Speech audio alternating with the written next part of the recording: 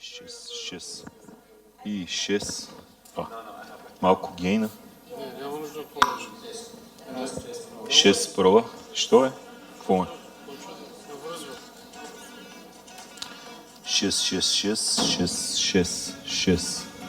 6 проба и раз 6 проба. Тест. Какви сте тия чалги от сцената? Такова е. 6 проба 6. Добре.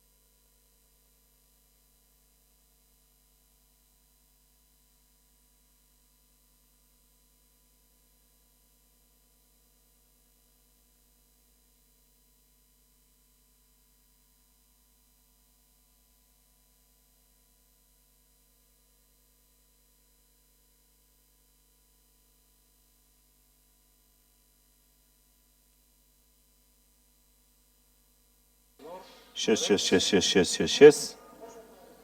Тишо. Тишомире. Тишкомире. 6 проба. И раз 6 проба.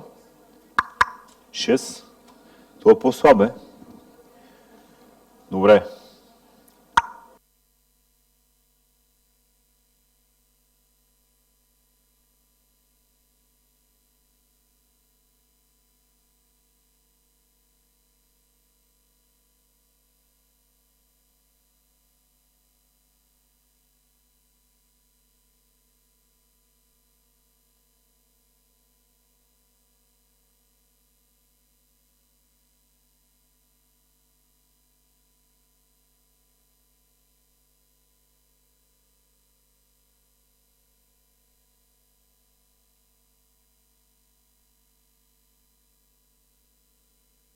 Шест. Цуци.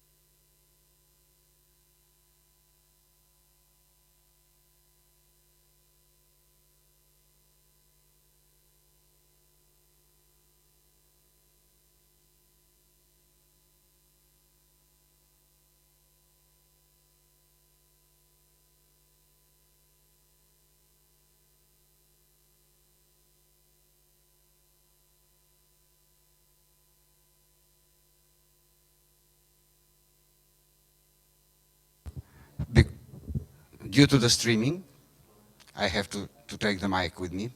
I don't like that. May I ask everybody to come a bit to the first rows, because we are not so many people. And my idea is to have a discussion, to talk to each other, and also for you to be listeners, because the topic is quite due to the streaming. I have to take the mic with me. So many people do not understand that. May I ask everybody to come a bit? And my explanation because why in this room we have only 10, 20,000 people is that if you have been at the first panel session, there were tweets about, oh, again, children protection, security. What does it to do with internet governance? Because internet governance, by the way, have anybody seen internet governance? Does such animal exist in nature? There is no internet governance. When we talk about internet governance, we are talking about strategy, about vision of the future.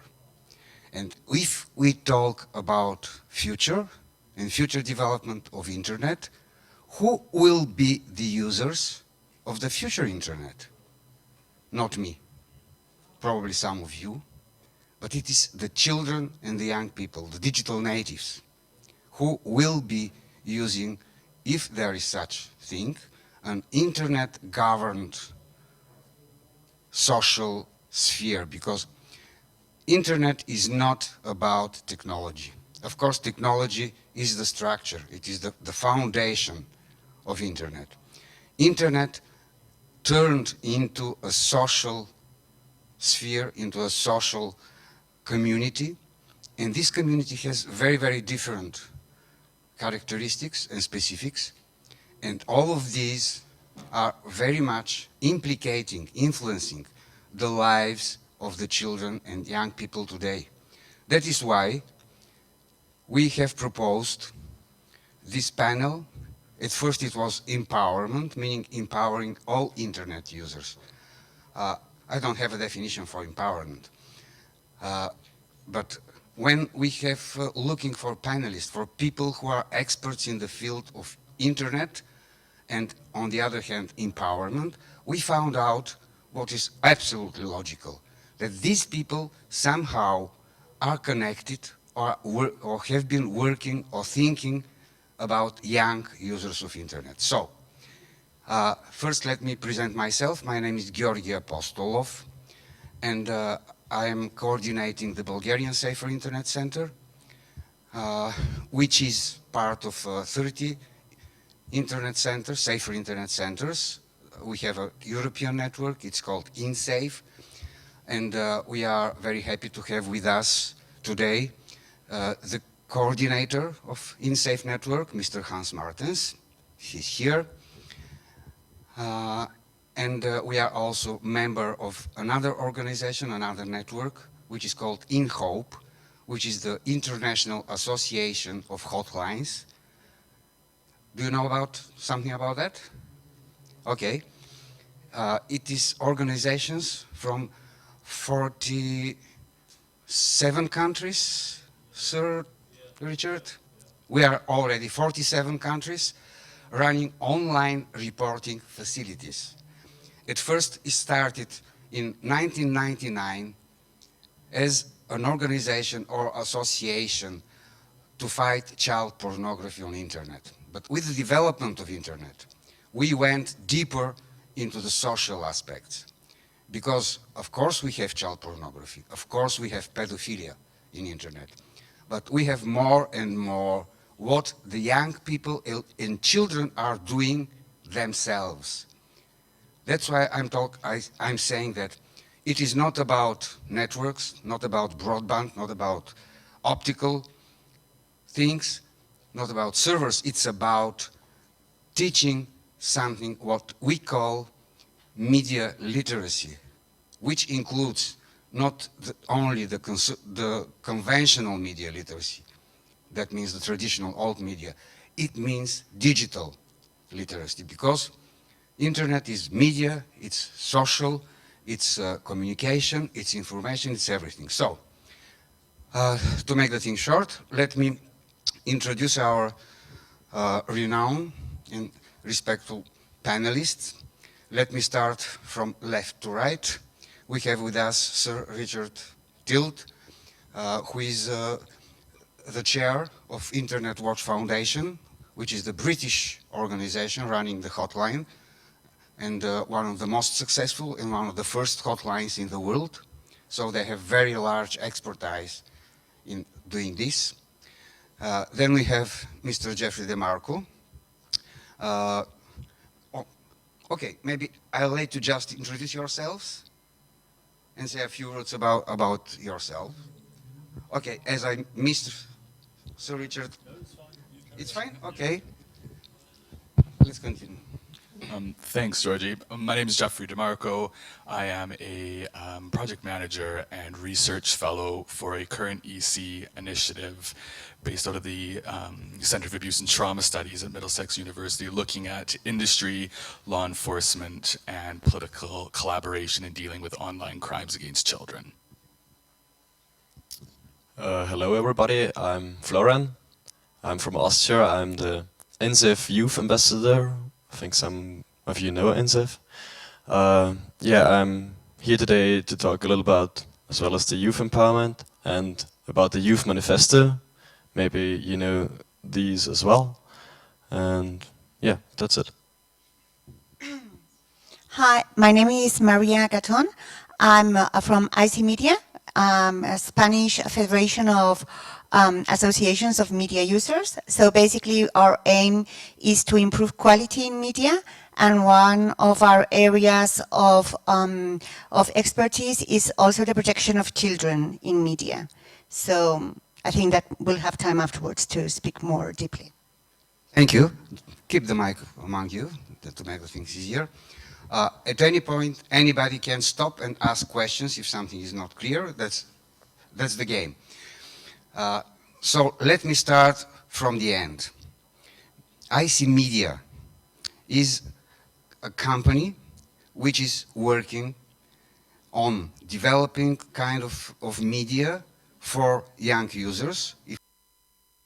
Well, basically, hi.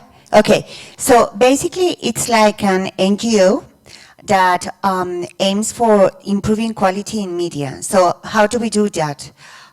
We basically work on 3 pillars.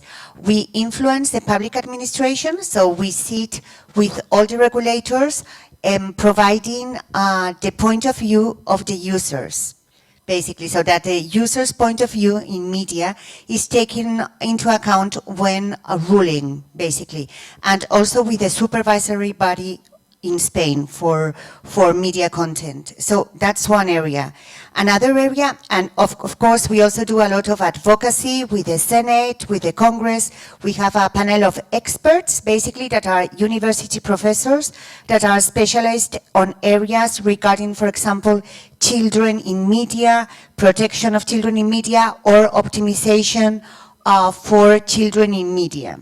So we are quite into the area of work of labeling of information for internet and for media content, and that's one area. So another area is that we also do a lot of advocacy with the media industry.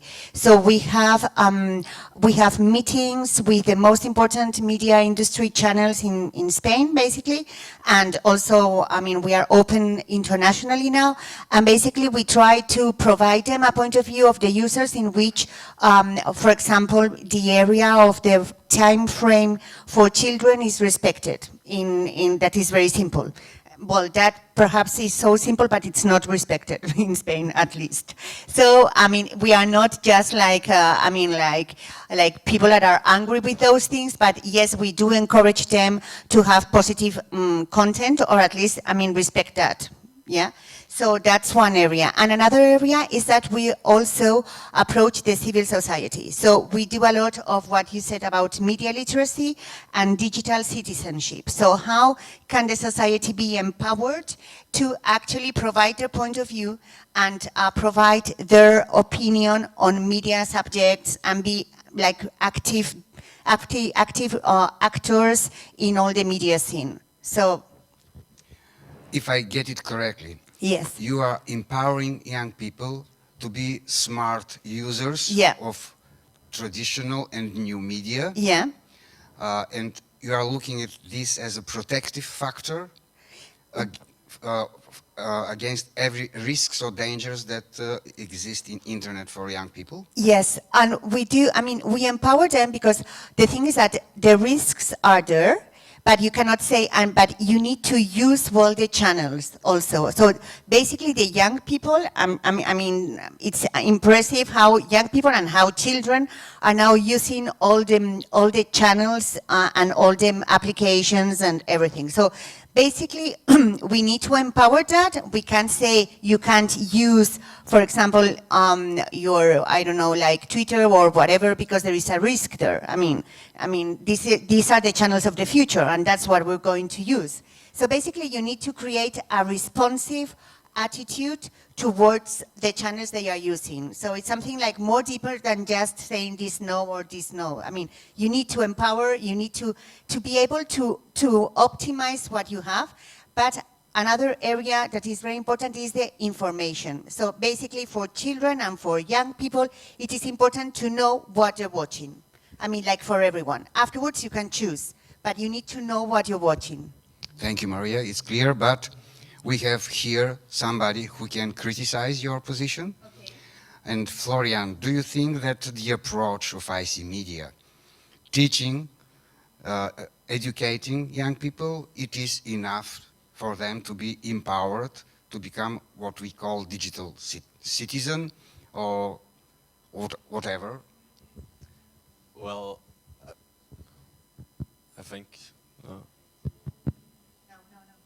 it's on. Okay, yeah. Sorry. A short answer: no. I'm sorry. I don't think it's enough, but I think it's definitely a right approach, and I don't think that one organization can do all this stuff that is necessary. That wouldn't be just possible.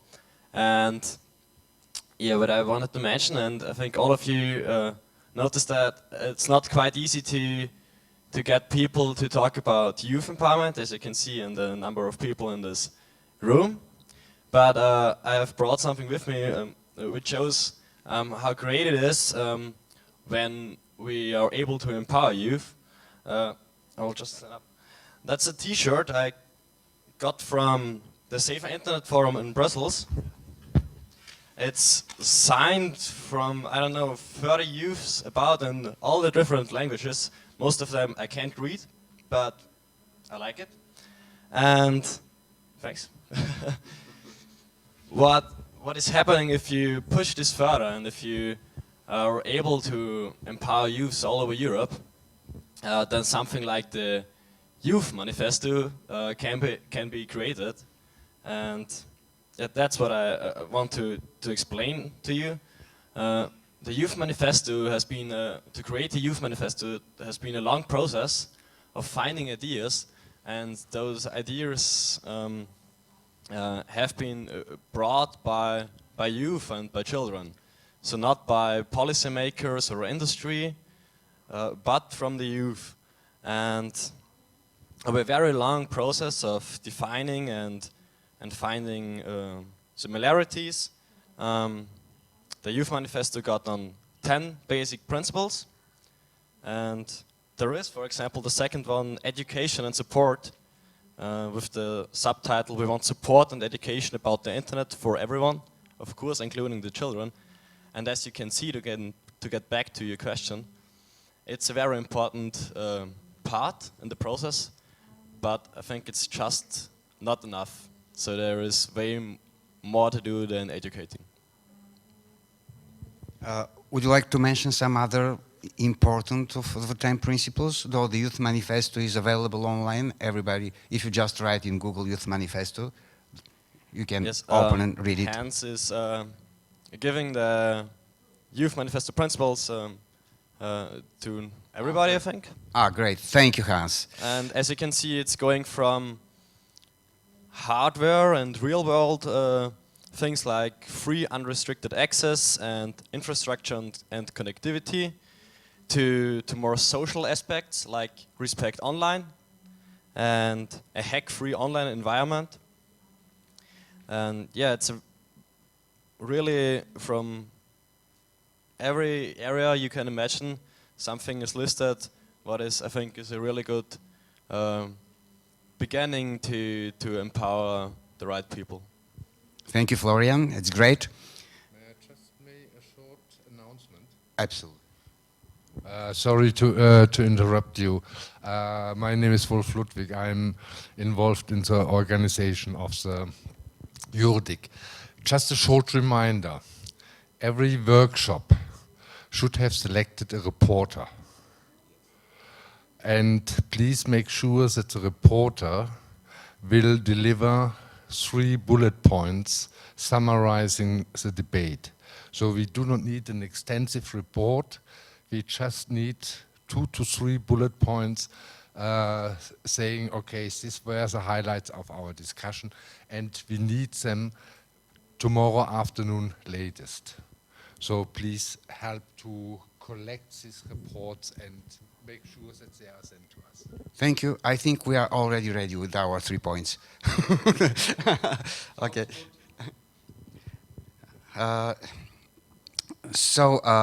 Just to remind you again that Florian is a member of the Pan-European Youth Panel, which is supported by the InSafe network, and they are regular participants in the annual Pan-European Safer Internet Forum. And that's how he became an ambassador, and now he's working on national, international level, promoting the Youth Manifesto. Do you have among the 10 points something which mentions security, protection, something like that? Yes, of course. To get the exact wording. For security, there's the privacy and data protection. We want to be able to protect our data and privacy online. It's really general, of course, but if you go into deep with the statement, there is everything regarding security and protecting any personal data. Thanks, Florian. I'm asking because I'll come back to the first panel discussion and the tweets there, and the tweet that said cybersecurity.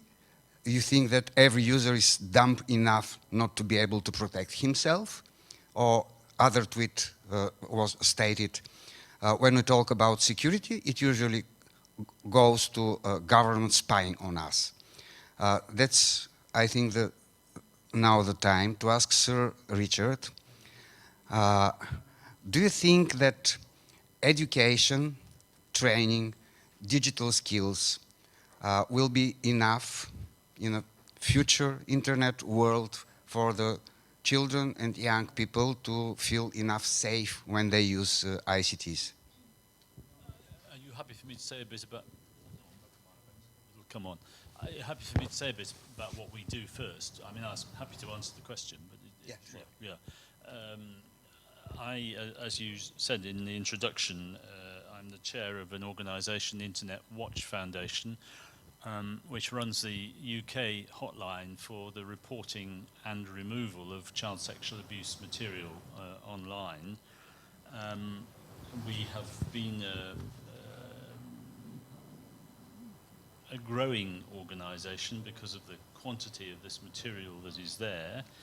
We are an independent body, but we work closely with industry and we work closely with law enforcement and to some extent with governments. We are often held up as a good example of a multi-stakeholder organisation that tries to pull everybody together in a collaborative way. Just to give you some idea of the kind of volume of work that we do, last year, 2014, we received over 75,000 reports of child sexual abuse material. That's something like 300 a day that our analysts are looking at and examining. something like half of that would be assessed by us as criminal. The other half would probably fall into the category of pornography. But on top of the volume that we're dealing with, I think it is true to say that we're the only hotline in the world that is allowed to proactively search for this material. What I mean by that is that our analysts, since they become rather expert in finding this material, can now go looking for the material. And because what happens when we find criminal material is that we alert the ISP and ask them to take the material down. In almost every case, they will do that within about an hour of us detecting it. If we are dealing with material that is hosted somewhere else or hosted by somebody who's not one of our members, we draw up every day a list of this prohibited material, which is circulated widely around the world, and other organizations use it to take material down. Just again, to give you a sort of flavor of what we do, like I said, about 50% of the stuff that we see is clearly criminal. In the UK, we have 3 levels of criminality, and most of it actually falls into the top level. 80% of the material is depicting children who are aged 10 or less. 4% is depicting children who are aged 2 or less. 43% of all the content showed some, as I said, showed the worst abuse possible based on the UK categorization, and this will involve both torture and sexual degradation. And as I say, we're talking about, in the main, very young children. As John Carr made the point this morning, anybody under 18 is a child. But for our purposes, when we're dealing with images involving children of, say, 16, 17, 18, it's very difficult for us to action them, because it's very difficult to be certain that the images portrayed relate to under 18s. But most of the stuff that we're dealing with relates to children under 10. I don't think we do nearly enough. I mean, our core mission is the removal of the material, and we're doing that. But it'd be foolish to imagine that, we are removing all the material, or a high percentage, because there is so much material there. The other things that we do is that we sponsor research into this area, and we also run every year some what we call harm reduction public awareness campaigns to bring to the attention of the public the need to report this material if they come across it. And we concentrate very much on young men under 25 and try and encourage them to report this material to us and get them engaged. I mean, the whole thing is about engaging citizens in tackling what is a really serious social problem. I think there is very much more to be done, and different countries do different things. The UK does have some programs in schools to try and alert children to the dangers of the internet, and I would wholeheartedly support that. I don't think we do enough of that by any means. One of the problems I have encountered in dealing with schools is that the children's parents often are extremely ignorant about the internet and about actually ignorant about the dangers of it. This is the real problem. There is very little understanding, I think, amongst what I would call the general public in the UK about just how dangerous some of the things on the internet can be. And I think that as societies over the years, we've set up our own domestic systems for dealing with criminal activity. We have organized ways of trying to prevent crime, trying to detect it, trying to prosecute it, and that can be quite successful. But we have to remember that whatever the huge benefits of the internet, there are also huge opportunities for criminal behaviour. I deal only with one, which is the child sexual abuse, but of course there are others, as was being mentioned in the plenary session this morning, where big growth in financial crime on the internet. And we have to remember, I think, that there is this huge potential there for criminal activity. And so going back to your question, no, I don't think we do nearly enough. I'm not sure whether it is possible to do enough, actually. I think this is it's a really serious problem for the years ahead. From what I have heard, UK has one of the strictest laws concerning internet regulation. That means blocking, filtering. Is that true? Well, we are a membership organisation, so we have about 120 members, which includes all the big ISPs, and we have an agreement with them that if we identify material, they will take it down immediately, and we get a very good response from that. I think the interesting thing about the Internet Watch Foundation is it is done by consent, actually. It's not a matter of saying that the UK has very strict law. I mean, it may do. I'm not saying it doesn't, but it isn't that we use the law.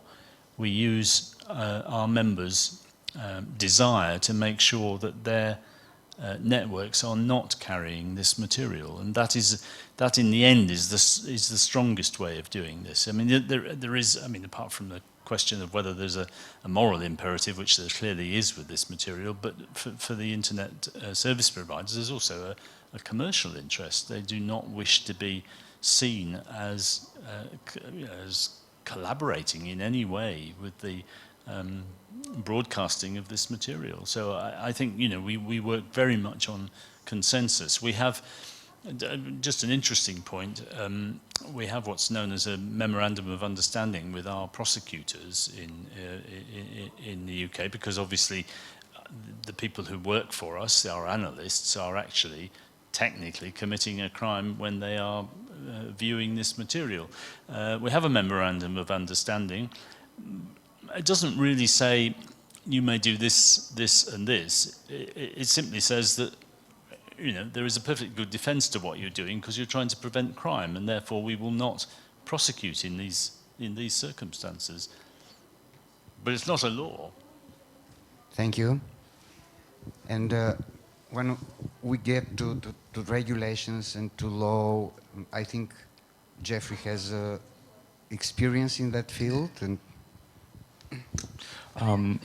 not entirely just the law and regulation, but more of an understanding of these working partnerships and legislative practices, especially from a UK base. Picking up where Sir Richard left off, actually, this memorandum that's shared between the IWF and our Association of Chief Police Officers is actually one of the reasons why the UK is often heralded as one of the more advanced processes and procedures in dealing with explicit and illegal content online, because of that word, that horrible word sometimes that we all use, multi-stakeholder, multi-collaborating partnership. I mean, we all like to say it and to throw it around, but when it actually comes down to being operationally useful, there can be a lot of red tape and a lot of big egos that get in the way. But that is one very good example of good practice.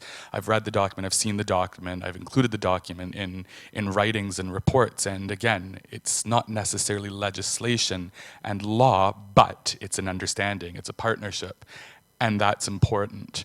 And weaving that into what yourself, George, you started the session out with, and moving through my colleagues here, it's when looking at this and considering, the topic of the session, youth empowerment, we do need to consider all of the different human and societal institutions and elements that need to be woven together to have a model of best practice. Georgia, you started the session off by saying that the internet isn't just about technology, it's about humans. And that's entirely correct. The terms augmented reality, digital native, digital immigrant, although we still use those terms a lot, they're 5, 10 years old now. We need to now think of people as, you're born, you're online, all right? We can no longer necessarily always consider online, offline dichotomies, All right, I mean, we need to appreciate some of the research that has led us to understanding these dichotomies, but we need to also understand that being online, being LinkedIn, being with your use of an ICT at constant rate. For example, I'm not being rude by looking at my phone right now. I'm actually tweeting some of the comments that my colleagues are making, so please do bear that in mind. But that is how we are, all right? And so there's a very interesting comment this morning in the very opening session talking about how there is a different rate of development in terms of policy and governments, in terms of legislation, in terms of technology. All right, technology develops at a much quicker rate than politicians, legislation, and policy generally can. We forget the human-centric element of that as well. Looking from a very environmental and developmental psychological point of view, what about the rate at which people age? So looking at this concept kind of youth empowerment, all right? We cannot sit in our offices in Brussels and Strasbourg, in London, in Paris, and decide how we are going to empower young people and decide what they're allowed to do and what they're not allowed to do. We need them at that time during their developmental formative years to be part of the dialogue. Not only will that empower them, as again this entire session is about, it also includes the actual people who many of these things that we're discussing pertain to. By empowering them, we provide levels of education, we provide levels of awareness, we allow them to be able to deal with some of the consequences and learn from their own online/offline, whichever term you want to use, behavior of their own accord. I cannot sit in my office and dictate what 15, 14, 13-year-olds should be doing because I am not a 15, 14, and 13-year-old anymore, nor does my experience of being a 15, 14, 13-year-old necessarily have complete congruence with what one has today. Thank you very much. Here, I want to turn to the people present here. I cannot use the word audience because we are just a group of people. Any comments or questions at this point to our panelists? Yes, please. I was slightly shocked about your use of criminal act. You said the people that watch those contents are technically committing a crime. Haven't we forgot when we talk about criminal law about the basic need of prohibiting certain behavior that is about protection of real people? Can you not overblow it also? I heard a Swedish example when somebody who was an interpreter of Japanese mangas, he was sentenced in a criminal court for doing his work, just translating mangas. I mean, there was no person offended, possibly.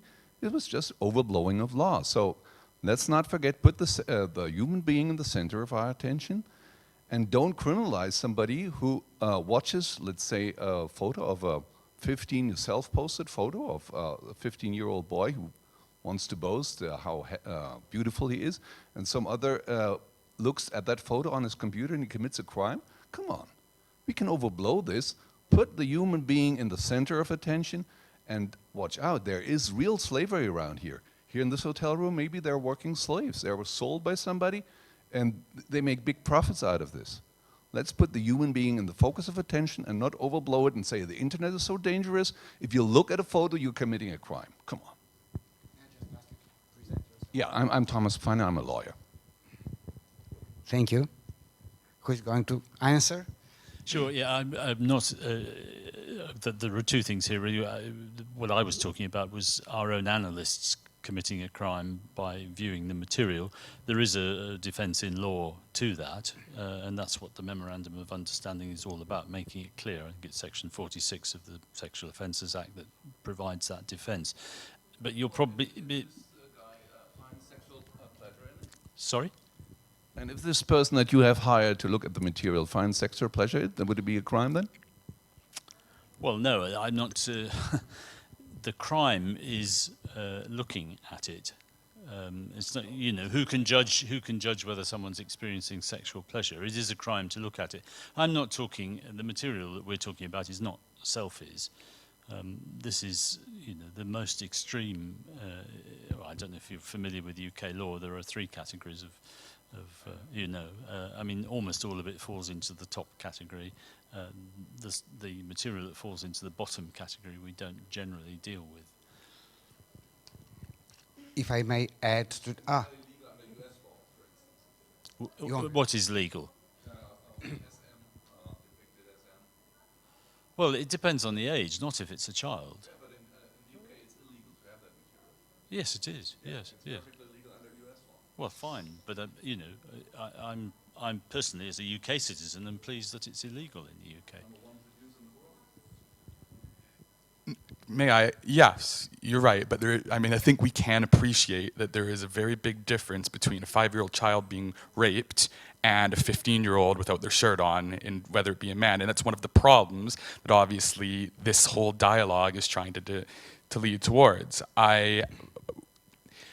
Our law enforcement and industry and political partners are at an absolute saturation point because of a lot of this quote-unquote noise. But whose discussion, whose job is it to decide what is noise and what is not? Do you know what I mean? I mean, the harmonization of law in this area is almost impossible. Florian wanted to add something?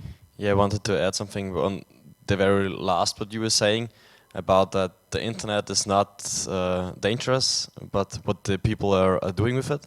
Basically, that's what he said. Okay, I understood it right.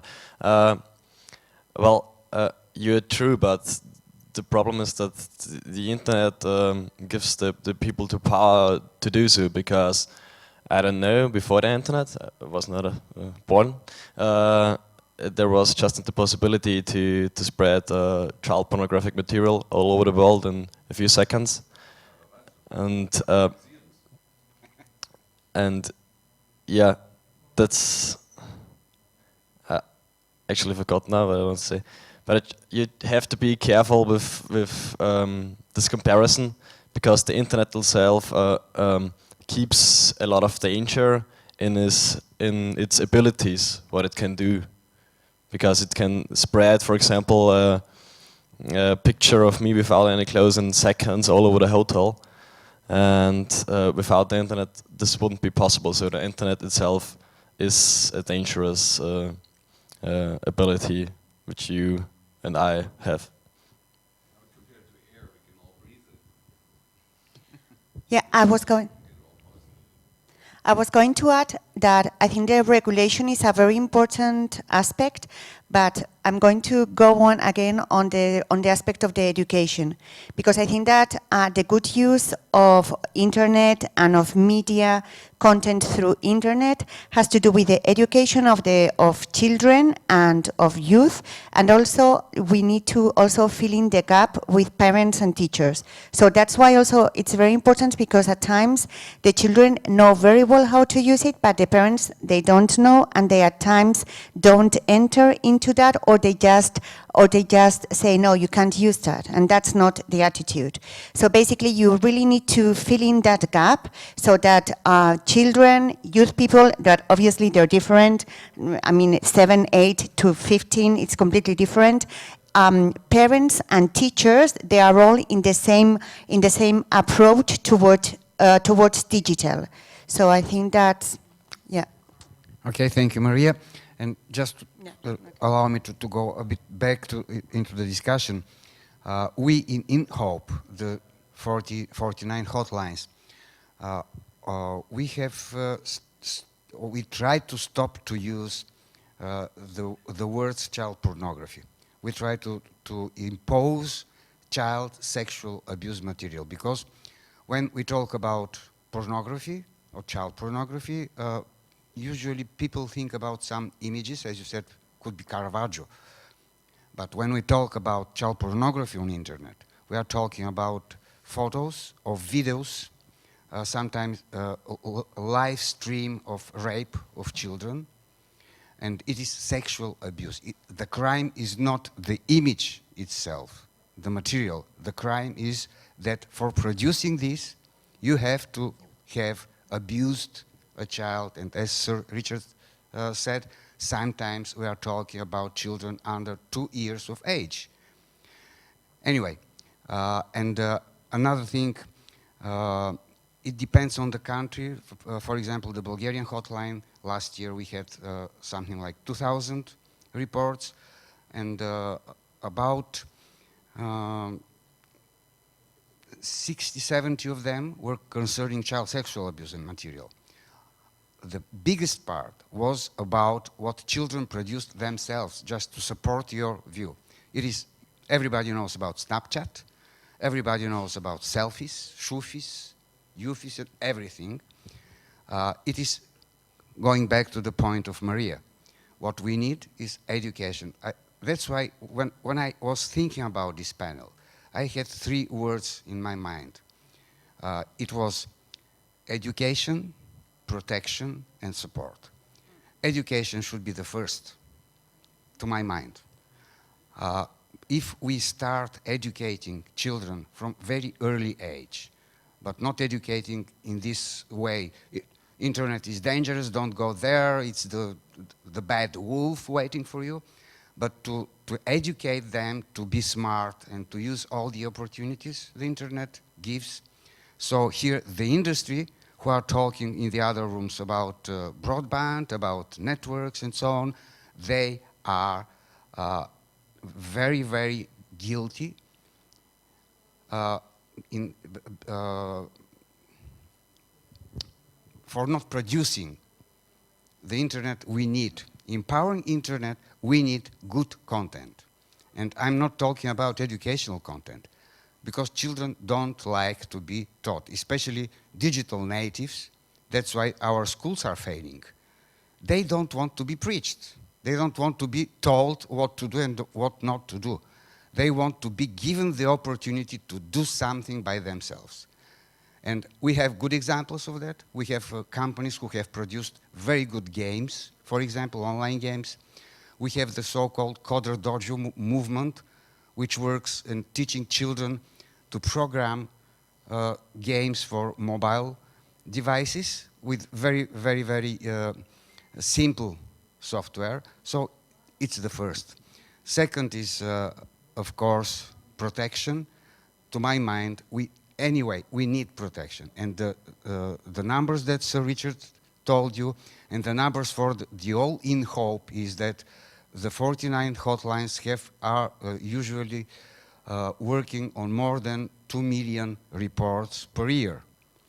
And it helps because if it only goes to law enforcement, there is no law enforcement agency in the world that could deal with 2 million reports per year. That's why this network is so important. We are kind of filtering, and we are saying this is illegal by national law. The laws differ. Or this is legal. And from the last year, we are working together with Interpol database. We have our own database, our hotlines, but now we are connected to Interpol database to match the material that appears in our reports. And just, if I'm not wrong, Sir Richard, you can correct me if I'm wrong, in 4 months when we are testing the connection, there were 3 new pedophiles identified, 4 children saved from sexual abuse, and on several cases undergoing investigations, additional evidence collected, just in 4 months. So that's protection, and the last word is support, because maybe Jeffrey also can afterwards tell us about that. Support for the children who have done some stupid things, especially teenagers. Teenager is a girl or a boy who is supposed by definition to do stupid things. But internet gives the opportunity to do dangerous stupid things. And I'm talking about selfies, I'm talking about revenge porn, and such kinds of things which appeared with internet. That's it, okay? We have from the public. Okay, I'm Rosalia Baco from Romania. I'm here with 2 hats. I'm wearing the hat of an educator. I'm teaching communication at the university, and also I'm volunteering in a school in a digital literacy project. And my second hat is a researcher, part of an EU network, COST network, aimed at evaluating digital literacy of young children. It is an uncovered area, and this is a project which is starting up right now in a couple of months. It's coordinated from the University of Sheffield, UK, by Jackie Marsh, and it's a whole network of researchers from 30 countries across Europe. And I wanted to share with you all these efforts and concerns, and I would also like to connect with the stakeholders united in this room, with the members of the panel to get information, more information, and more input for our research and evaluation. It's not easy to research young children. Many ethical concerns and also methodological concerns. We are in a process of learning on how to approach the issue of digital literacy. The term itself, it's not an easy thing. And yet, this is our new generation's world. My grandson is 3. His third word he learned after mommy, daddy was Google. This is a different generation, we all see. But how can we approach this different generation? There is also a new educational theory called connectivism, developed by Siemens, which considers that authoritarian style and the old ways of approaching education are no longer appropriate for this generation. And the thing that Mr. Apostolov said, that this generation doesn't want to be taught or preached in the way that other generations were. How can we make this empowerment possible? That's why I'm curious. What's your opinion, people in the room and panel members? How can we make more use of this resource called internet? I consider it a resource, not only a danger, source of danger. Good question. Does anybody has the answer? No, I think that there are loads of initiatives in the market. I mean, now, I was thinking when, for example, I don't know, I think that's the attitude basically. Facebook, for example, has now some programs that they are doing them in UK and in some schools in Spain, and basically they are using Facebook as reporter tool for students basically to make up. They have to study about Israel, for example. That was one of the projects, and basically they are reporters, they are journalists, and they are using their Facebook for a project in school. And basically that is like, I mean, for them, Facebook is something that they use it normally, and now they can use it also for school, so it's really sort of like fun. On the other hand, it's also very positive for their work, and they are sort of like optimizing all the resources of Facebook for their academic behavior and future. So I think that most of the companies and the private companies are trying to leverage, I mean, all the resources they have on a positive way, and that's the attitude, basically. And also, for example, the animation industry, I mean, they're doing like really creative things, and obviously the way they connect with children now is different to the way they connected like 10 years ago. So they are adapting to these new channels and these new ways of doing things. Thanks. Yeah, that's very important point, and I just forgot to say that when we are talking about support, we have another part of FinSafe network. I mean, the so-called Safer Internet Centers. They are doing education, awareness raising, developing methodology, but also running helplines. That means psychologists, usually, who consult on different channels, by telephone, online, and so on, children, parents, and teachers about something that happened already in the internet. So they give them support and decision how to get out of a dangerous situation. Just to say, I think, I mean, it's obvious, but we are not investing nearly enough in education in schools, almost certainly in what we would in the UK would call primary school, under 11s. I mean, this is such a huge part of not only of our lives already, but of what's coming in the future. And we are not preparing, I speak entirely domestically about the UK, we are not preparing our children well enough for it. I think there's so much more that could be done, and I'm very pleased to hear about the research that you're doing. The other thing I would just mention is it's a bit of an aside, but one thing I came across in Germany was a website called FragFin, which kind of gives a sort of quality assurance to websites that children may use, and you know, it can satisfy people that those websites will be safe. I think it goes up to age 11 or 12, something like that. I mean, it's just, that isn't the answer, of course, because people will go other places, but it's that sort of thing that we really do need to invest in. It can be very helpful. Thank you. So we have somebody from the public. Hello, my name is Margot. I'm representing a Swiss NGO, and I'm a project manager on Internet and Human Rights. I just wanted to bounce back on education and the fact that children don't want to be taught. I think that's only logical, because the education model is based on your parents and the teachers know everything. And suddenly, the children know more about internet than their parents or their teacher. And Google knows better, obviously. So I have a basically very simple question, but the answer is very complicated. What do we do today to empower teachers to respond to children? Because that's the way we can do more youth empowerment, I think. Thank you. Thank you. Also a complicated question. Since I've got the microphone, I'll go first on that.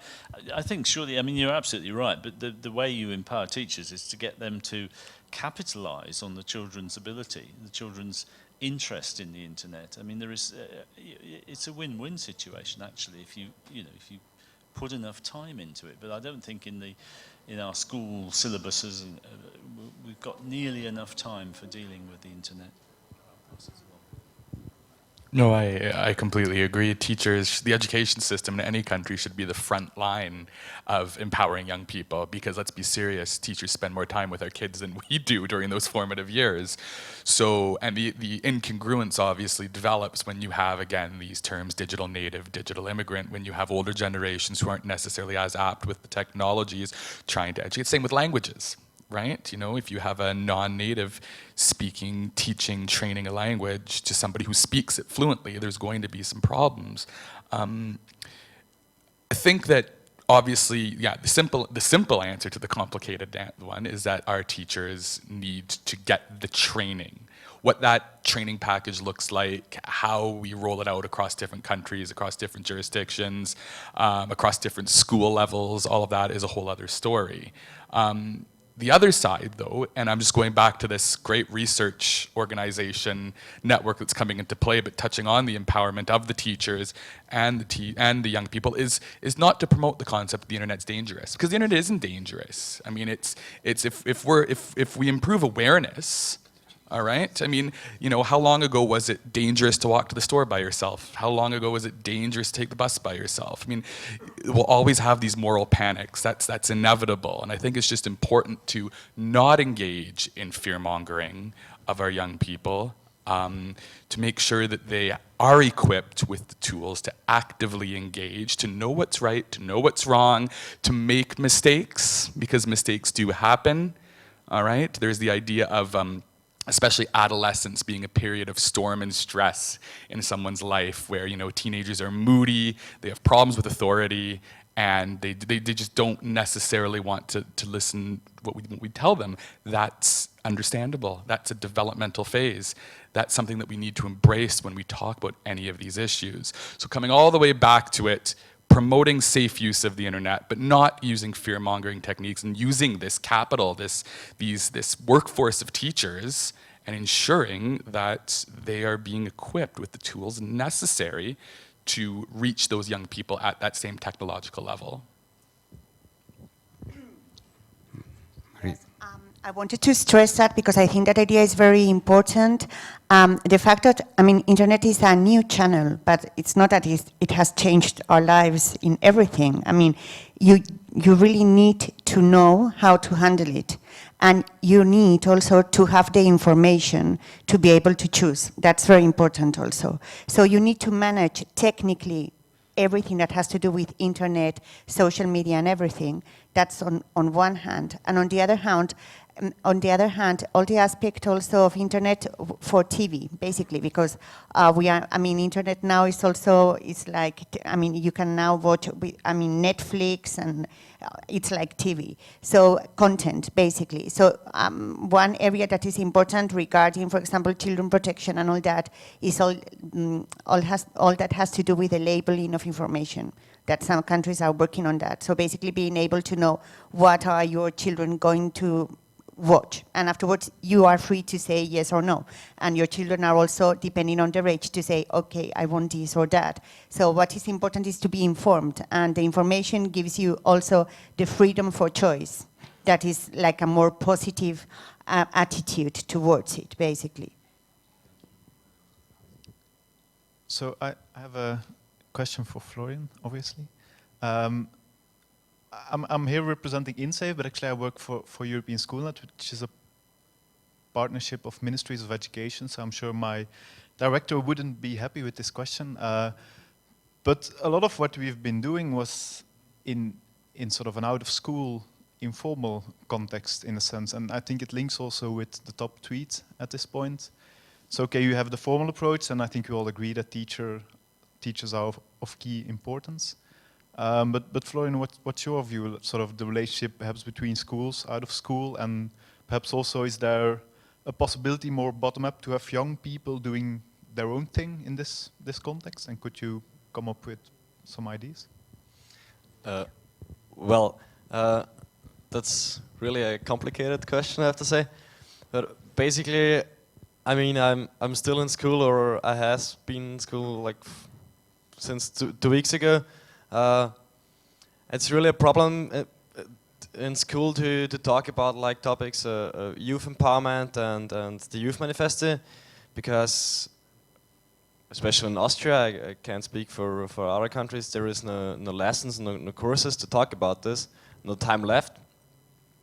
And maybe the students maybe would be really happy to talk about stuff like that and to get empowered, but that's not up to them, because a lot of students live in some villages like I do, and there is no way to get somebody to know who is into this topic. I mean, I came to Safer Internet by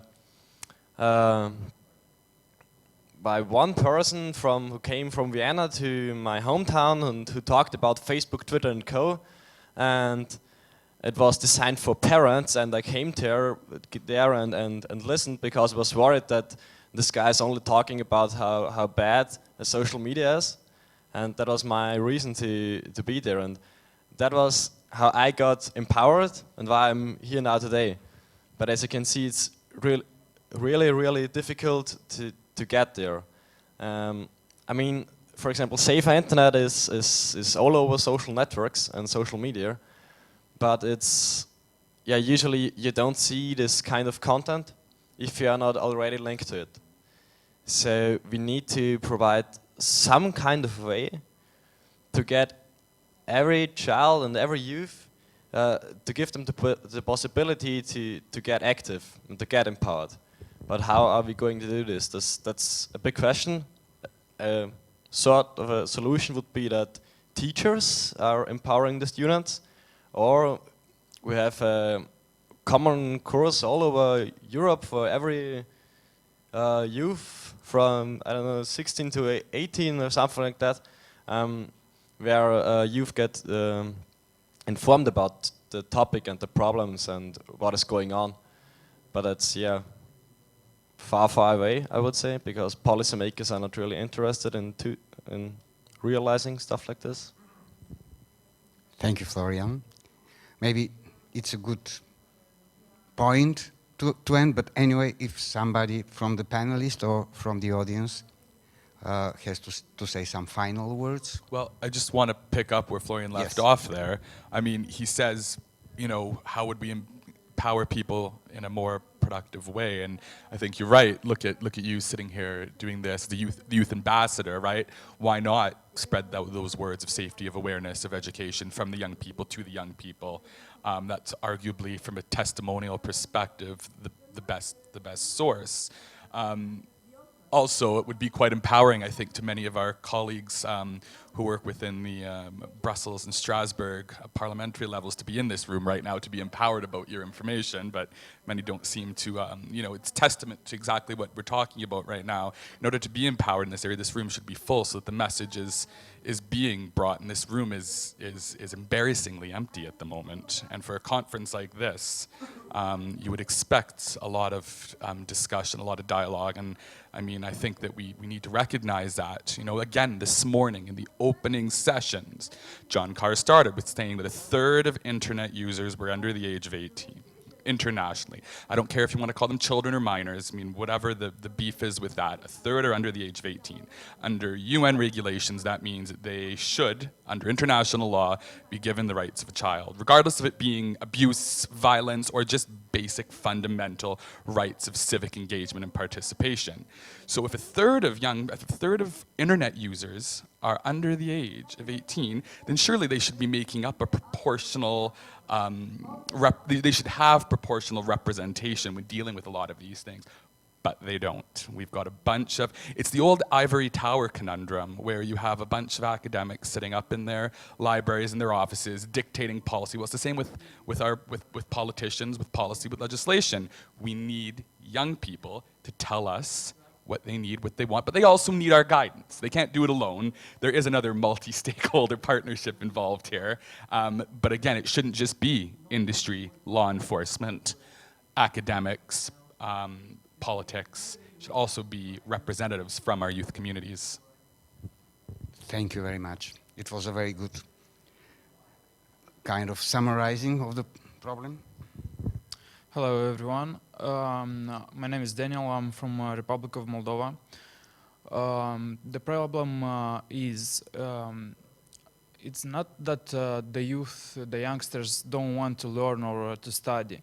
The problem is that the older ones can't find a better approach. See, like 2 years ago, at one lecture at university, nobody prepared their homework. So the professor was actually mad, and he said, like, okay, if you don't want to study, it's up to you.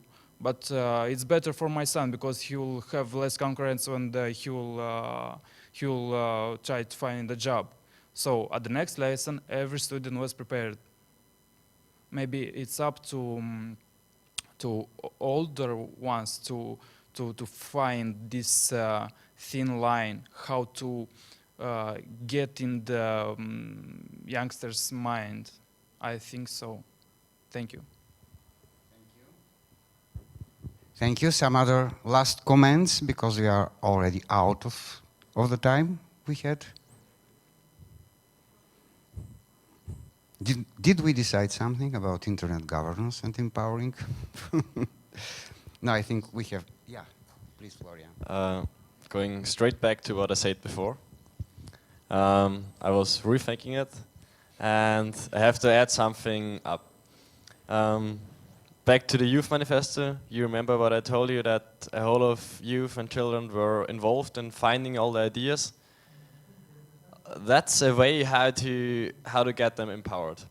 And that has been working. It was, I think, really hard for the organizers, for the INSEF network, to get the youth to do all the works and to find ideas and to rate the ideas from 1 to 5, and it was a lot of work to do.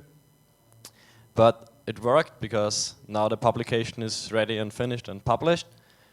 But that is one thing, and it took a whole year. And now the publication is finished, and yeah, now we're working on how to get it further, of course, but it's not that easy. And the youth who were involved in finding the ideas are mostly not empowered over a consistent time, and that's a problem. But I wanted to say that there is a way, and that it is working as well. Thank you, Florian. We have. Oh, how good. Sorry, it will be very quick because I think to answer your question, we did decide something on internet governance. We spoke yesterday at the CDIG of the multi-stakeholder approach. So I think that the last final word would be that in the multi-stakeholder approach, we should not forget children because they are the future of internet, I guess. Great, it was a provocation from my side. And it led to a good result. If there are no more comments, let me say thank you to our panelists and to you for being here. And I would ask everybody in this room, except Florian, to wish luck to the young people in future internet governance. It's in your hands. Thank you.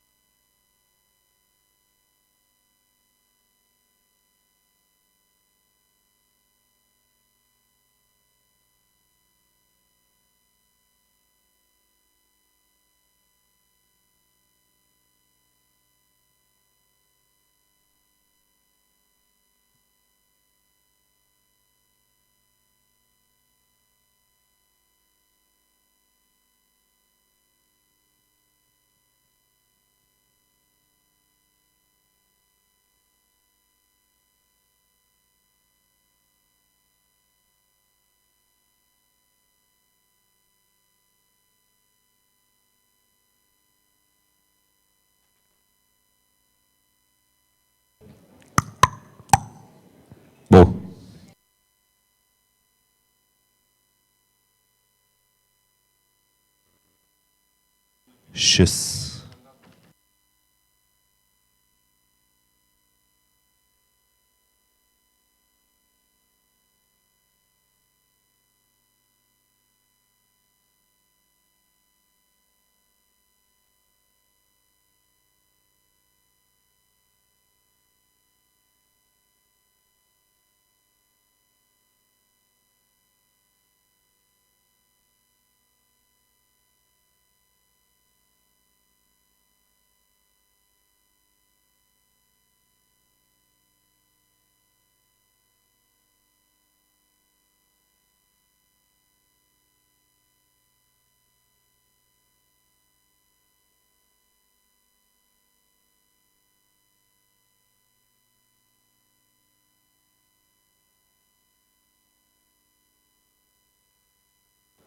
Тишо! Отворил ли си там?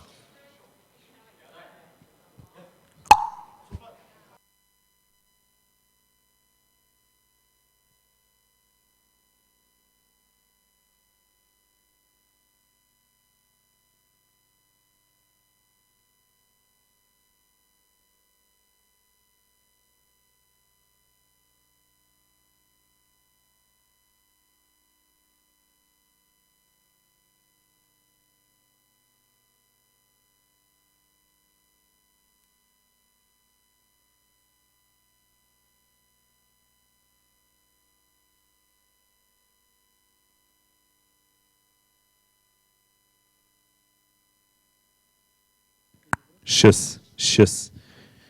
И раз, 6. Добре. Така е. Бива.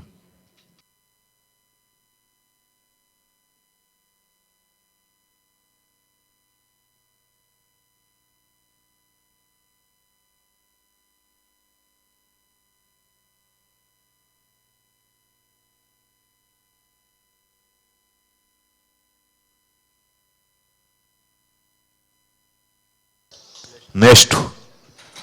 Чуваш ли? 6 проба. И раз проба 6. Момченцето с опашката. Операторчето.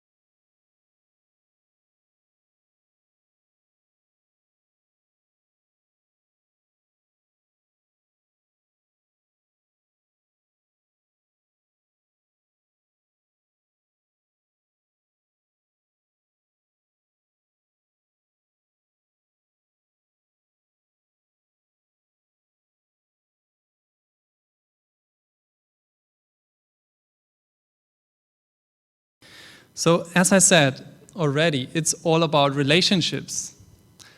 And this time, not relationships of humans, but relationships between humans and machines. So it's also romantic. It's also almost as romantic as human-human relationship. I hope I can convince you about that. But first, let's start in the past. Phase 1. Remember that? It's not that long ago. It's in the 60s. Mainframe computers, like big machines, like in big halls, operated by, well, more or less one expert sitting there and typing the stuff into the machines. So speaking about relationships, so what do you think, like this kind of relationship? It's of course more an expert relationship. As soon as the human operator comes into the room, the doors are closed, so it's a really closed expert relationship we had back in the time. Not that long ago, as I said, but it's this kind of characteristic we see here. It's also important to bear in mind that the machine back in that time also had like, well, sometimes several experts sitting in front of it. So the machine was also actually sharing the operators, the human experts in that case.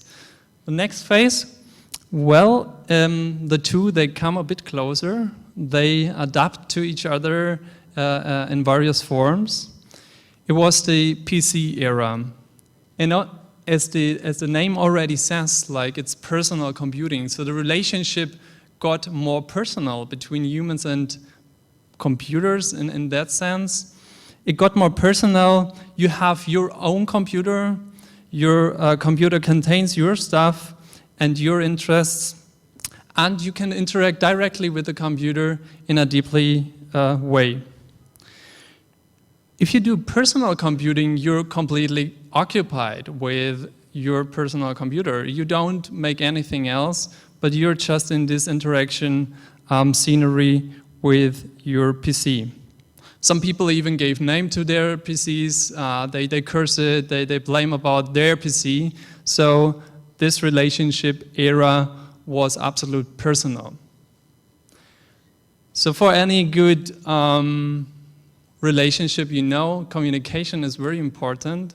Don't underestimate communication. Back in that time, like having this kind of surfaces, communication in general was quite bad. So what happens after that? After that, after the personal computing area, it seems that, I just take this microphone in the hand, I guess it's more flexible. It seems that the computer actually got some kind of, well, let's say midlife crisis maybe. It distributed itself to the whole world. It connected itself to everything it can actually grab, distributing computing and internet. And the transition was not only for the computers, but also for the humans. It got more kind of like an open relationship. So with the internet, from that perspective, it was also that the computer, it wasn't just that square, gray thing in front of you. It just changed their body. Sometimes it got into automobiles, it got into kitchens, into fridges, into everything that surrounds us actually in the physical world. That's what we call ubiquitous computing, and that is what I say it's phase 3. So it's embedded into the entire environment. And Internet of Things and ubiquitous computing are kind of this metamorphosis where we as humans are deeply merged within this kind of cyber-physical system. So the relationship in that sense has almost a characteristic of, well, let's say a wedding, because you cannot just run away from it. It's not like kind of a one-night stand and you go afterwards. The computers surround your everyday life and the environment you are.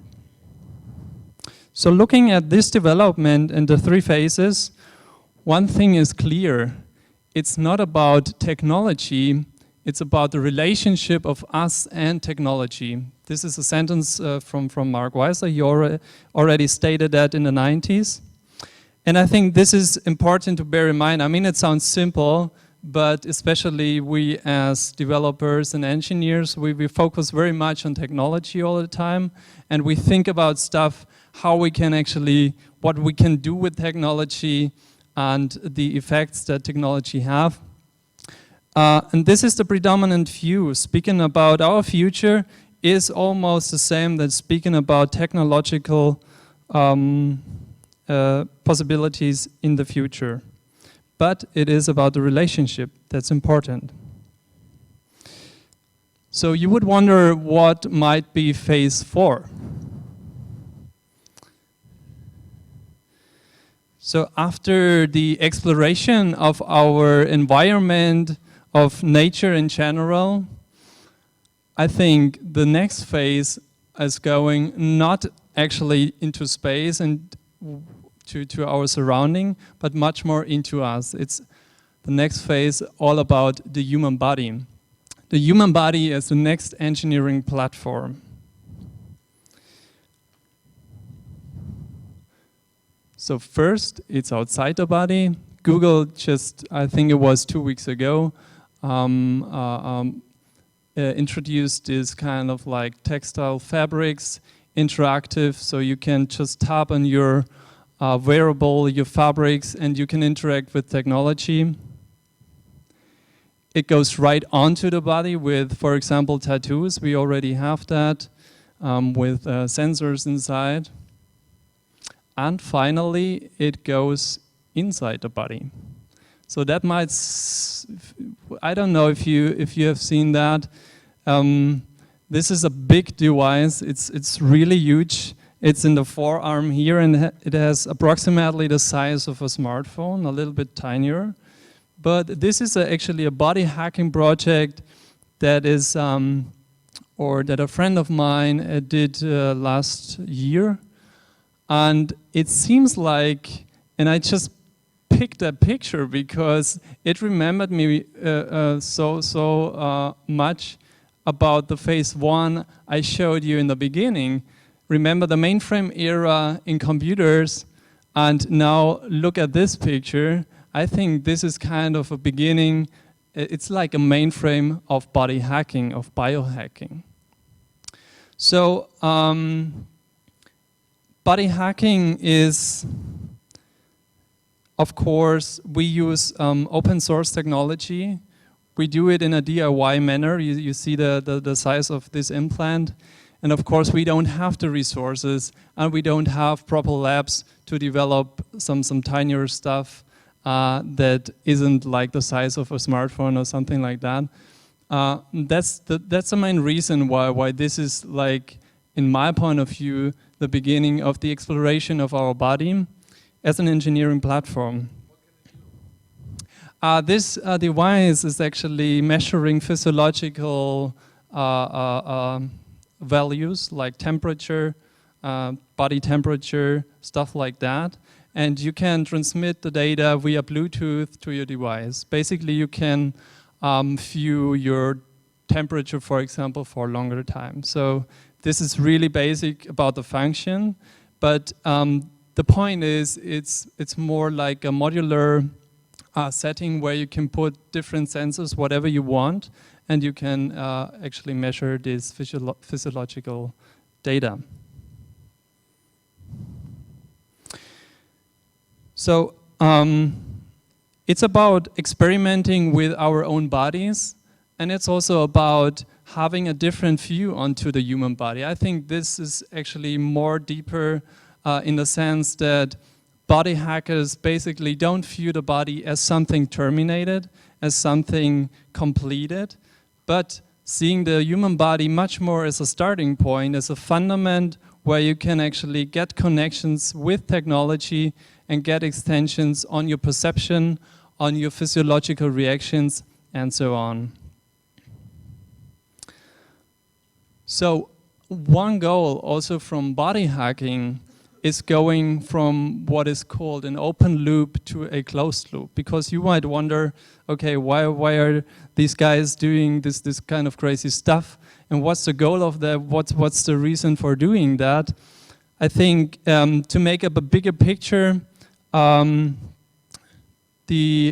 open loop, as I showed here, is what we have currently, right? So we use basically technology as an extension for us humans to make effect to our environment. But what's missing there is actually like a feedback loop that we get the information back from the outside. We're just affecting our planet, basically everything we can affect, but we don't have the sensory organs to see the effects of our, let's say, impact to our environment. So it was about, I think, 10 years ago when Paul Crutzen introduced this, what he named Anthropocene, a new geological era. What's behind is that we as humans gained so much importance, this kind of importance that we're the main factor to impact the Earth's ecosystem. And we don't actually feel it. So we're just doing it and we don't feel it. We have, of course, Internet of Things. We have a broad sensor network around the world, but there's actually no real responsibility of us humans what we're actually doing right now. And what we're doing is destroying our basically our planet.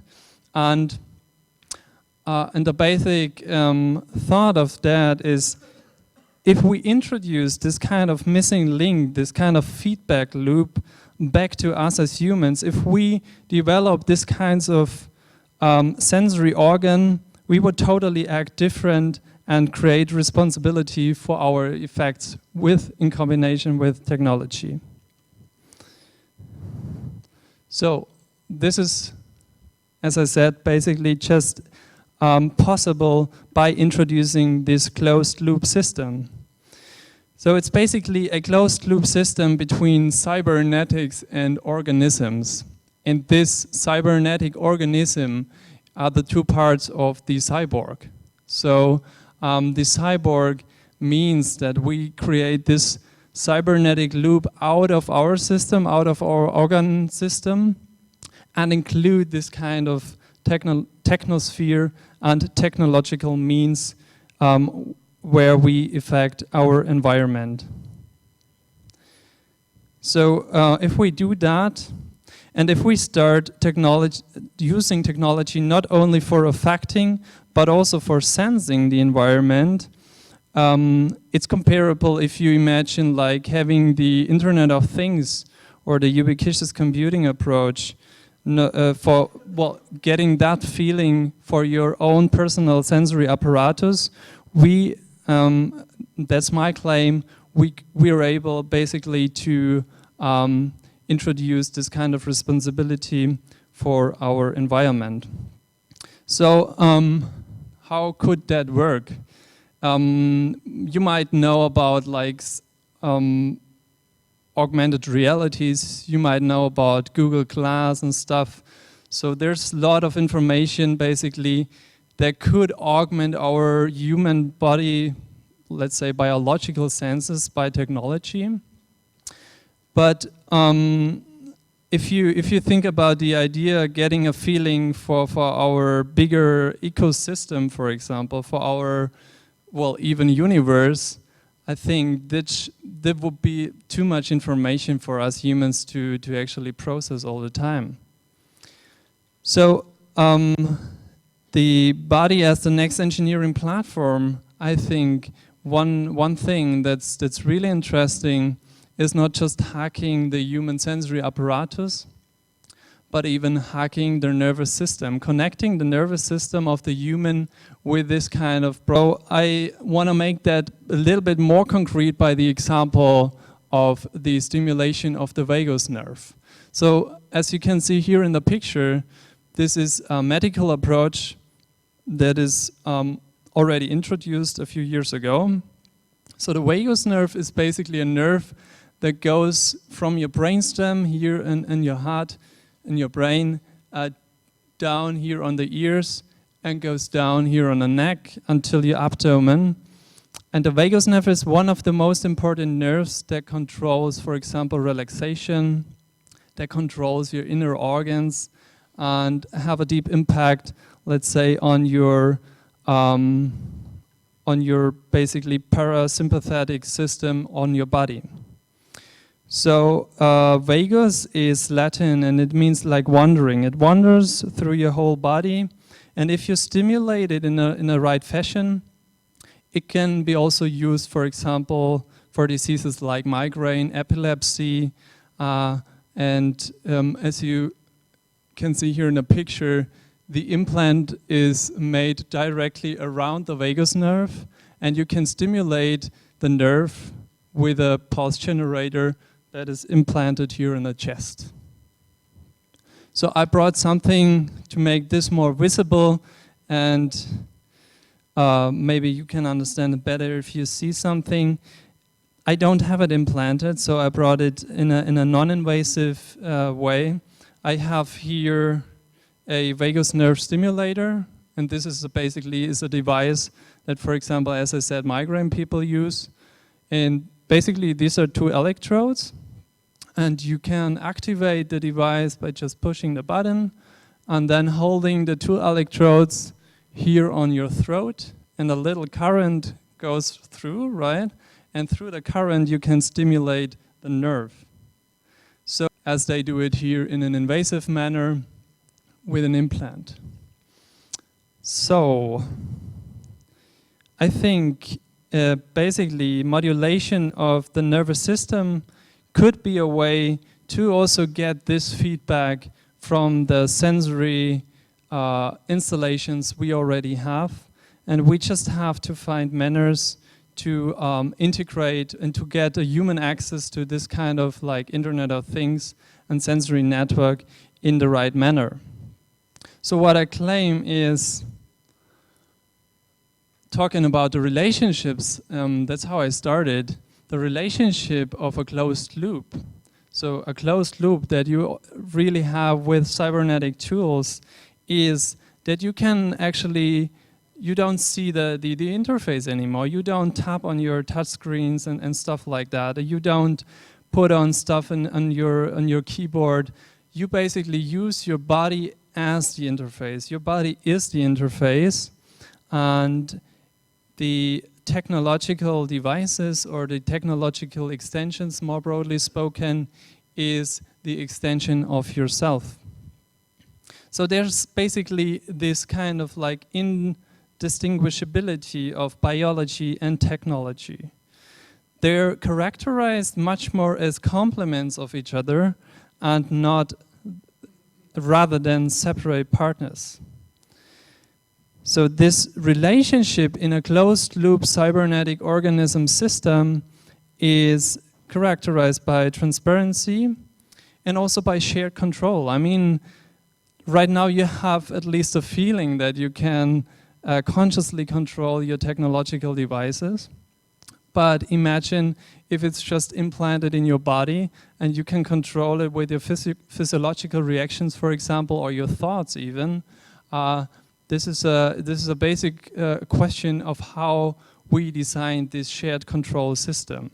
And I think we should get, well, actually used to it, and we should at least think about what kind of basic societal fundament, what kind of norms, what kind of normative values we want to establish as a society to really build up this kind of shared control systems.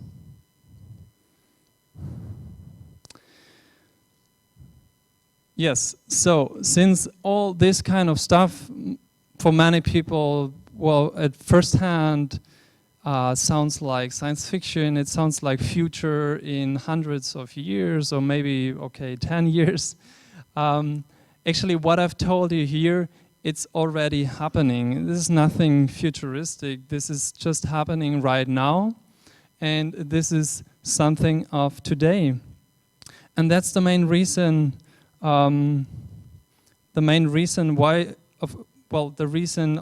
that we already entered this phase of deep mergence of biology and technology, why we actually founded an association in Berlin first, in Germany. We called it Cyborgs e.V. We want to treat that topic, we want to discuss about these topics, and we want to bring it to a broader societal audience so we can have this more participatory approach by a discussion, by making self-experiments with us, like body hacking experiments, and bringing these facts to a broader audience. So, as I said, so as a group, we're basically a small group. We don't have all the answers. We just want to bring that topic forward and looking forward to this exciting future of human-technology symbiosis. Okay. This is my last slide. One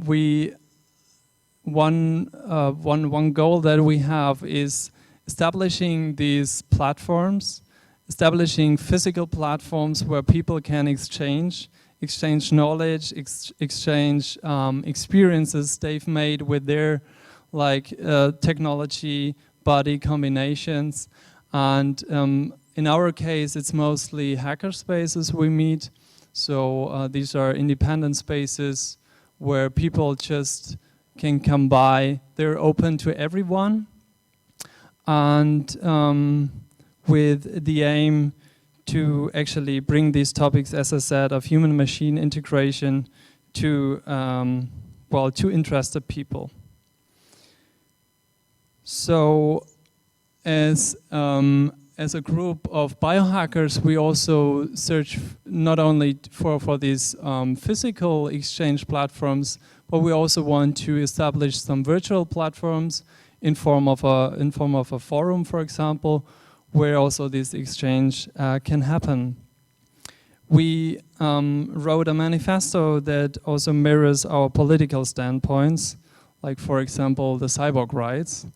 And I would be very pleased if you're interested more into the topic, please contact me on the email here or on my Twitter handle you can see here. Or if you're in Berlin, even better, just come by and participate in that discussion. As I said, I'm very glad to bring this topic here to you as well, and I hope you enjoyed it. Thank you very much.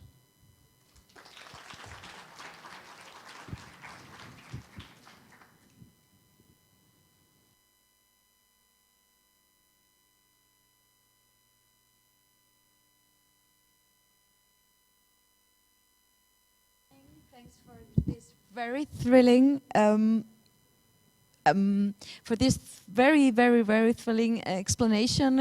I think it's raising a lot of questions in Twitter. There were a lot of people having starting very philosophical questions right now. I think you are leaving a lot of input and good suggestions. I think for also more conversations on other issues within the field of internet governance. And it's true, it's not the future anymore. The future is already here. Please just stand by. We are about to start the next panel on data protection. Thank you very much for staying with us. If anyone wants to talk to Stefan, I think he's staying a while with us. Yeah, you're not leaving. So I think we have a small break and then we're back with no break, we have no break. Okay, so then I would just ask the coordinator and the moderator of the data protection panel and all the panelists to come in. I think I'm seeing one already. So we just do a very swift change of settings. Where are they? Wow, this is the first time, no show.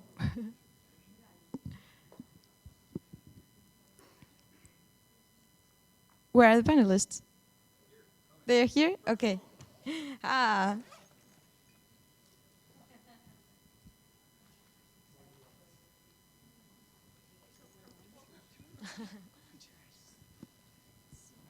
We have one here.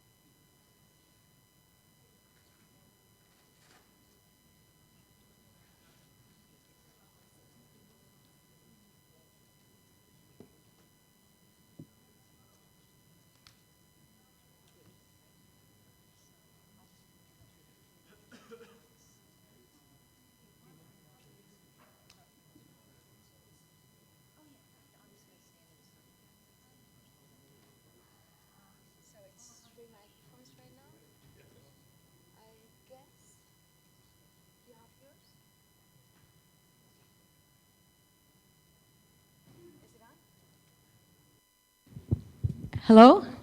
It is on. Okay, good afternoon, everyone. And I know it's been a long day and we've been in lots of sessions, so we definitely appreciate you coming out to this session.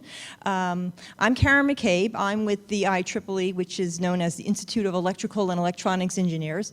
We're very much honored to participate in EuroDIG this year. It's really our first one. And to have worked alongside the planning team for this event, as well as the full EuroDIG community on this plenary on privacy and data protection in the emerging world of big data and new services. I'd also like to thank EuroDIG organizers for organizing a very excellent program through a multi-stakeholder open process and really providing a wonderful platform for open dialogue among the whole community. I think, you know, the regional IGFs are so critical to the dialogue of internet governance and how we can really work together to shape the internet. So this plenary will be addressing the privacy and data protection concerns and issues and new paradigms for privacy in an increasingly connected world in an era of big data. We'll touch upon privacy rights, the right to know and the right to be forgotten, informed consent, data control and impact on the end user or the customer, business and even social sciences. After some brief introductions by our panelists, we'll really encouraging very interactive discussion not only among the panelists, but with the audience and as well as our remote participants, excuse me. So we're really encouraging everyone to participate and just take part of the dialogue. I think, you know, we might be, well, we used to have some microphones up here, so we'll make sure we pass these along. So it might be a little awkward, but we'll do our best to get the mic so everyone can be heard, especially for the remote participants. So I'm very much pleased to introduce our panel, who are here to provide the content, the perspective, and the insight and the thoughts so that we can have a very interactive panel discussion this afternoon. So please welcome Mr. Vladislav Krarodov, Mr. Jacob Dex, Dr. Louise Bennett, and Professor Bhaskar Chobi.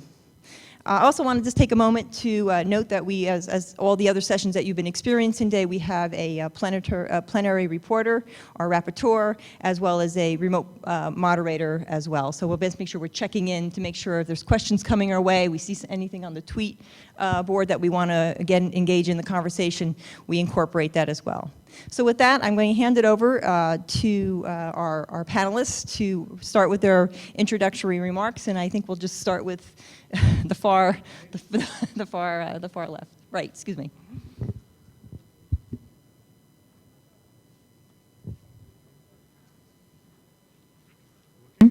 Yes. Okay, I'll take the reference from the previous presentation in the photo there, where was written utopia. For data protection rights, I don't think it's utopia to protect them. So that's why I would like to start my short presentation with a few words about describing the data protection reform. It's obvious, at least for me, that these days we face a hurricane of mistrust. Current rules on data protection need to be modernized to meet the rapid technological development and globalization.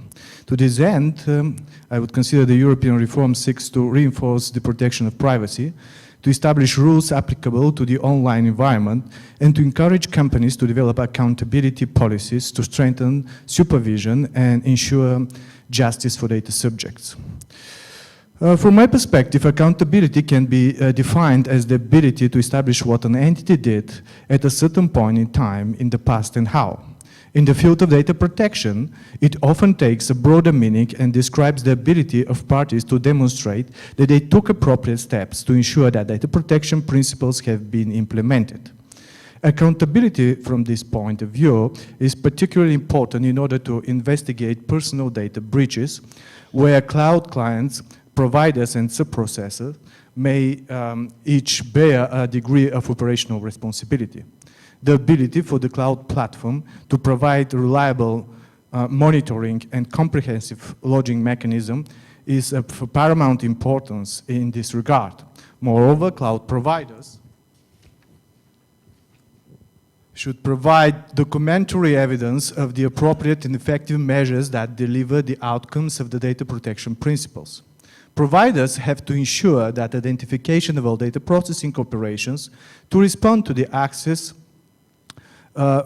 request, the allocation of resources, access request, the allocation of resources, including the designation of data protection. In addition, data controllers should ensure that they are prepared to demonstrate the setting up of necessary measures to the competent supervisory authority upon request. In the world of today, Internet of Things, cloud computing and big data are key data protection challenges. And data is the heart of the public and social life, and we all agree on that.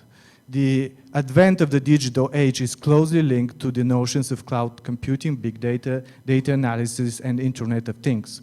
Information is the main asset of today's digital economy, which on the one hand allows companies to operate globally, but on the other poses a big challenge to privacy. The wide range of technical access possibilities to data and lack of legal awareness among developers create a number of serious data protection risks. These risks range from lack of transparency and lack of awareness among users to poor security measures, invalid consent mechanisms, a trend towards data maximization and elasticity of data processing process. In order for users to be able to exercise control over the processing of their personal data, apps must be clear and visible, and to inform the users about the existence of the access and the correction mechanisms. Application developers and other data controllers must enable apps users to exercise their rights to access, rectification, erasure, and their right to object of data processing. If a user exercises the right to access, the data controller has to provide the user with information about the data being processed and the source of those data. If the controller takes mounted decisions based on the complied data, the controller must also inform the user about the logic being under these decisions. That's what I think about that process as a data protection expert. Additionally, I would say that users should always be provided with the possibility to withdraw their consent. Full adherence to the core data protection principles, the principle of data minimization, purpose limitation, necessity, and proportionality is more important than ever in the age where enormous amount of data is collected at everyday basis.